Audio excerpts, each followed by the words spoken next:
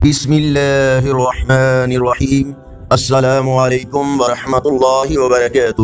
On line Quran 93 channel پر خوش آمدید۔ آج کی ویڈیو میں آج کے کیلنڈر کے ساتھ چند اللہ اور اس کے رسول صلی اللہ علیہ وسلم کے فرامین، لیکن آگے بڑھنے سے پہلے نیکی کی دعوت کا حصہ بنیں۔ صدقہ جاریہ کی نیت سے اس چینل کو لائک، سبسکرائب اور شیئر کریں۔ بیل آئیکن پر کلک کر کے آل پر کلک کریں تاکہ ہر آنے والی ویڈیو آپ تک پہنچ سکے۔ ارشاد باری تعالی ہے، اور ہم تمہیں کچھ خوف اور بھوک اور مالوں اور جانوں اور پھلوں کے نقصان سے ضرور آزمائیں گے، اور صبر کرنے والوں کو خوشخبری دے دو۔ ارشاد باری تعالی ہے، کیا انہیں معلوم نہیں کہ اللہ وہ سب کچھ جانتا ہے، جو کچھ یہ چھپاتے ہیں اور جو کچھ ظاہر کرتے ہیں۔ آپ صلی اللہ علیہ وسلم نے فرمایا، جو شخص ظہر سے پہلے اور اس کے بعد 4 رکعتوں کی پابندی کرے گا وہ جہنم میں نہیں جا سکتا۔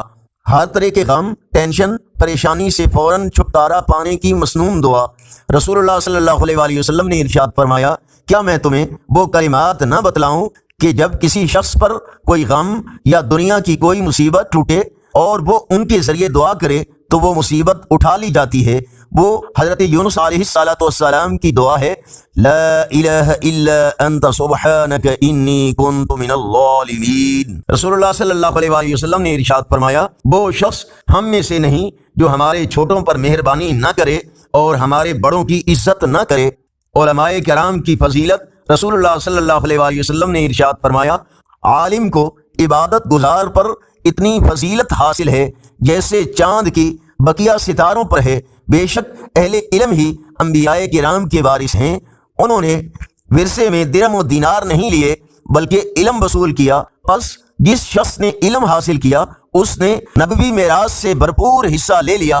آج کا کیلنڈر 6 مئی 2024 بروز پیر۔ پاکستان، سعودی عرب متحدہ عرب امارات، افغانستان میں 27 شوال المکرم، انڈیا بنگلہ دیش میں 26 شوال المکرم، اور پنجابی دیسی مہینے بیساکھ کی آج 23 تاریخ ہے۔